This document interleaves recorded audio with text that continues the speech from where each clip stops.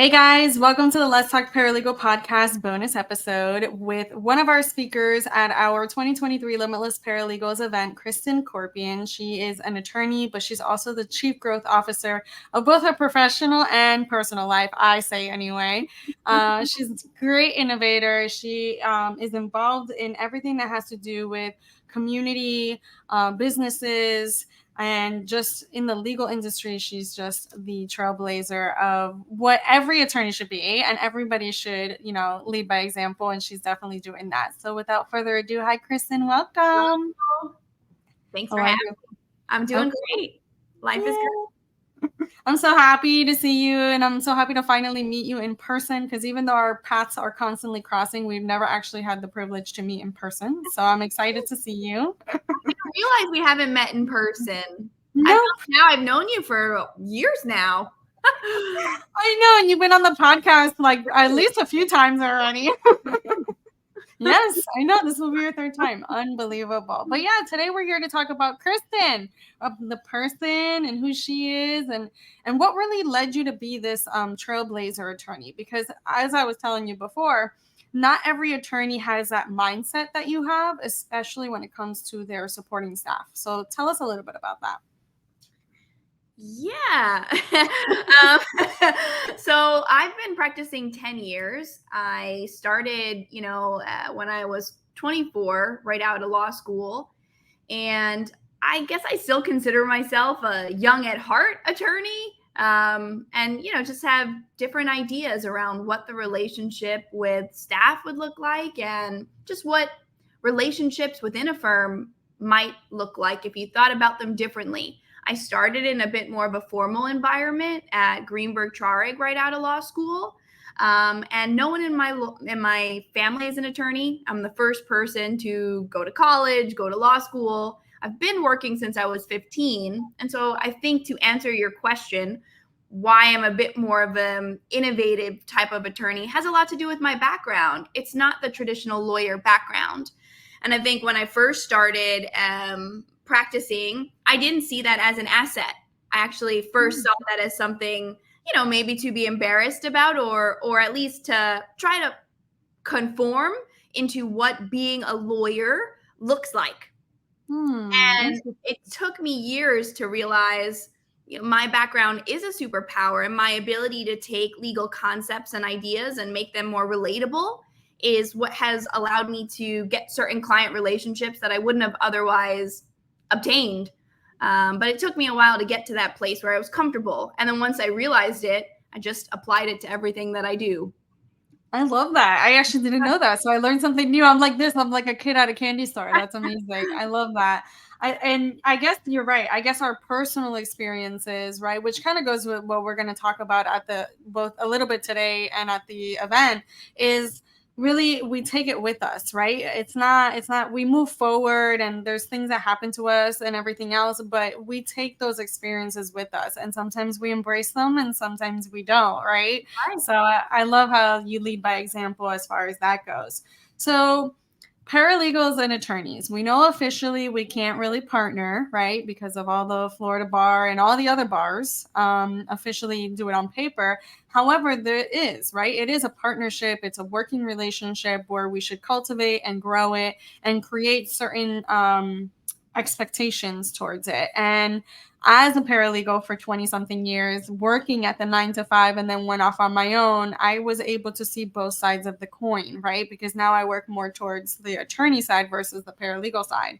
And I noticed that, and I'm going to try and say this as nice as possible, not every attorney is open to that concept. And not every attorney knows how to approach the paralegal role, doesn't know how to work with a paralegal, because let's just be real, law school does not prepare you for owning a business, running a business, or even managing a staff. So tell us a little bit, and don't give too much away, but tell us a little bit of what to expect at the event. Sure. So at the event, I really want to dive into some of the things you and I have spoken about and that I've kind of experienced in my career. And my goal is to provide as much value as I can in a short amount of time and insight into how to have just an amazing relationship between attorney and paralegal, and to have as much fun as we can in the short amount of time that I've been given. So that's my snapshot. But I know you keep saying short amount of time. I get it, Kristen. I get it. I'm a lawyer. I could just talk forever. So you got to shut me up at some point. I respect it. I love it. No, don't worry. We'll have the little 5-minute, 10-minute warnings. The light flashing. I got the little flashing lights. Yeah. Don't think it's a camera flashing. It's us trying to get your attention. Makes sense. My goodness. No, I love it. I love your brand as you, right? Because it doesn't matter what company you're tied with. You always take yourself into it, and you always make sure that, I always say, the spices, blend with whatever you're doing. So tell us a little bit about your new endeavor, for those that have been following the Let's Talk Paralegal podcast and our professional relationship. Tell us about Trembly and your new role. Yeah. So I guess just my title is I'm a partner and the Chief Innovation Officer at Trembly Law Firm. And just a quick recap of my career. I've been practicing law 10 years. And about 4 years ago, I launched my own law firm, Corp Law. I grew it from me to, at its height, a team of 14. And then recently, very recently, within the past couple months, I was acquired by and merged with powerhouse law firm, Trembly Law Firm, TLF. So I've known the partners there for years. They're great guys, a lot of mutual respect. And it was a very smart, I think, evolution for my career. Now I can relate a lot more with my clients who have been acquired or merged with another company. So I love that. Oh, I love that. You know what? I didn't even think about it that way. For those of you that don't know, she's corporate business law. Just a recap of everything. Just a little bit. That's just like one spice. There's plenty of other things that she does, but definitely that's what their main focus on. And I actually had Brett on the podcast. Brett's great. A couple of weeks ago. His episode hasn't launched yet.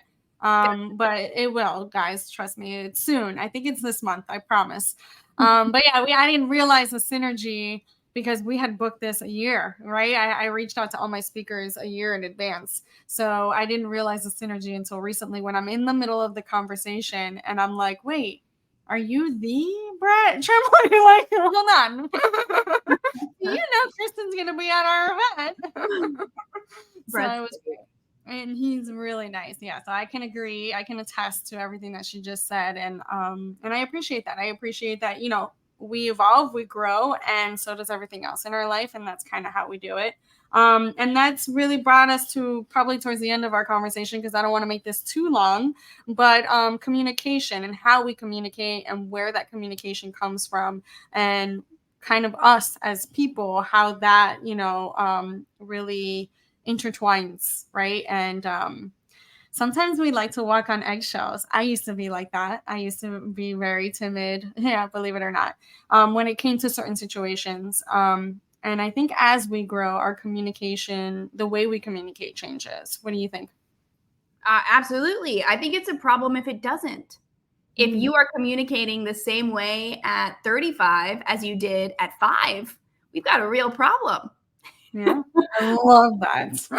You wouldn't stagnate, you would evolve, you would get better. That's just the way that it goes. And the more that you learn about yourself, I'm a big proponent of self-awareness and taking as many personality tests as you can to really understand you. Some things you'll maybe agree with in those tests, some things maybe not. But the better you understand yourself and your communication style as one of those things, the better you can communicate with others. Even just things like, are you an extrovert? Are you an introvert? Simple. I'm an ambivert. I just learned that the other day. Are you somewhere in the middle? Yeah. I didn't even know that was a thing. I was at Podfest in January, and you were able to put, like, if you were an introvert, extrovert, ambivert, like they had those little tags that go under your name tag. And then I'm like, what's an ambivert?